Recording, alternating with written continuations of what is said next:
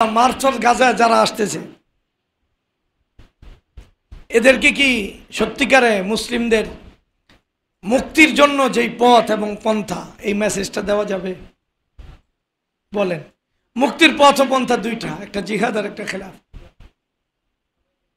একটা জাতিকে রক্ষা করে কি জিহাদ আর খেলাফ।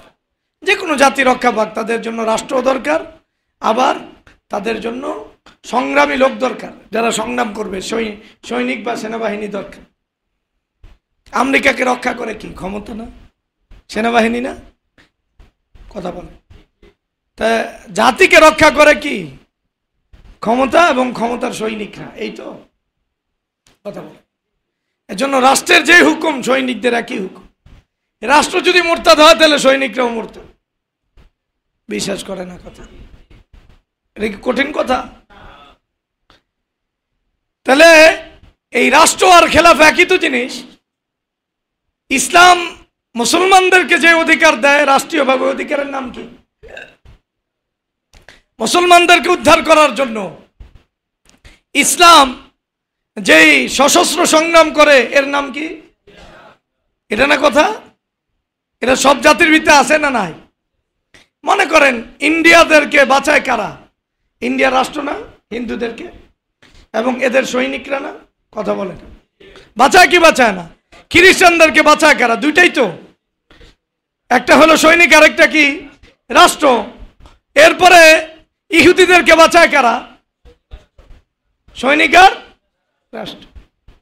এজন্য কোরআনে একসাথে দুইটা শব্দ বলছেন, ওয়াজআলনা মিন লাদুনকা ওয়ালিয়্যা ওয়াজআলনা মিন লাদুনকা নাসীরা। হে আল্লাহ, মজলুমকে উদ্ধার করার জন্য আমাদের একজন অভিভাবক দাও, রাষ্ট্রনায়ক দাও, খলিফা দাও। তার এরপরে দ্বিতীয় কথা শরীয়ত বলছে, আল্লাযীনা আমানু ইউকাতিলুনা ফি সাবিলিল্লাহ। যারা ঈমানদার তাদের পরিচয় হলো তারা সত্যিকারে মাজলুমদেরকে উদ্ধারের জন্য, আলায়ে কালিমাতুল্লাহর জন্য আল্লাহর রাহে লড়াই করে, আল্লাহর রাহে লড়াই করে। এরপরে আবার বলছেন, ওয়াল্লাযীনা কাফারু ইউকাতিলুনা ফি সাবিলিত তাগুত। যারা কুফরি অবলম্বন করছে, এই কাফেররা, কুফরি অবলম্বনকারীরা, তারা আসলে তাগুতের পথে লড়াই করে। তাহলে লড়াই দোনো দলই করে। এখন একদল লড়াই ছেড়া যদি নিরস্ত্রভাবে আরেক দলকে উদ্ধার করতে চায়, ওই দলকে উদ্ধার করতে পারবে? আমরা আসলে মূল আলোচনায় ফিরে আসি। মার্চ ফর গাজাতে এই মেসেজটা দিতে পারবেন? দুইটা মেসেজ দিতে পারবেন। মুসলিম জাতিকে যদি উদ্ধার করতে হয় তাহলে রাষ্ট্র লাগবে, এবং রাষ্ট্রের মানে মদতপুষ্ট একদল সৈনিক লাগবে যারা জীবন বাজি রাইখা ইসলাম আর উম্মতে মুসলিমাকে রক্ষা করবে। এই মেসেজ মার্চ ফর গাজাতে দেওয়া যাবে? কথা বলে দেওয়া যাবে? মুসলমানরা যতটুকু উদ্ধার হয়েছে, যতটুকু নিরাপত্তা পাইছে বাংলাদেশ, মনে করেন এই বাংলাদেশ হওয়ার কারণে এটার পিছনে ক্ষমতা ছিল কি ছিল না? মুসলমানের ত্যাগ ছিল না এটার পিছনে? মনে করেন একবারে ফকির মজনু শাহ থেকে নিয়া হাজী শরীয়তুল্লাহ তিতুমির সহ থেকে নিয়া এদের কুরবানি ছিল কি ছিল? দূর কথা, ছিল তো। যতটুকু আপনি নিরাপত্তা পাইছেন এটার পিছনে আপনার একটা শক্তি লাগছে কি লাগে নাই? আপনার এর জন্য রক্ত দিতে হয় না? কথা বলে। আপনি যখন মুক্তিযুদ্ধ করছেন তখনও দুই শক্তি লাগছে, তখনও শক্তি লাগছে। এরপরে মুক্তিযুদ্ধ করার পরে কি করছেন আপনারা? একটা রাষ্ট্র তো বানাইছেন।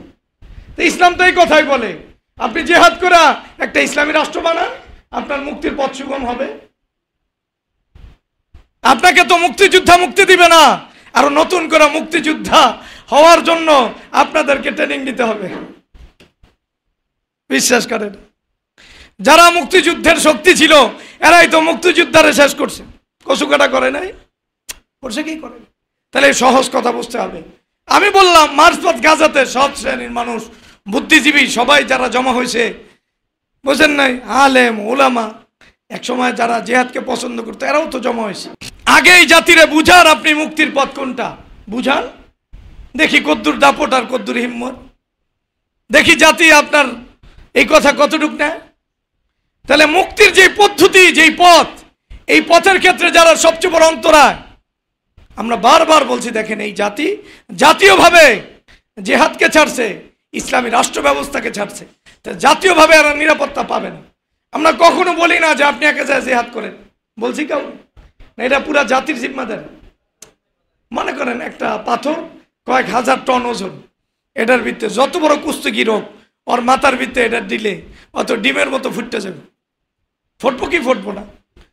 তাহলে জিহাদ তো কিছু যুবক উত্তেজিত হইয়া যায় একটা তরবারি নিয়ে যায় সংসদ ভবনে আক্রমণ করার নাম না।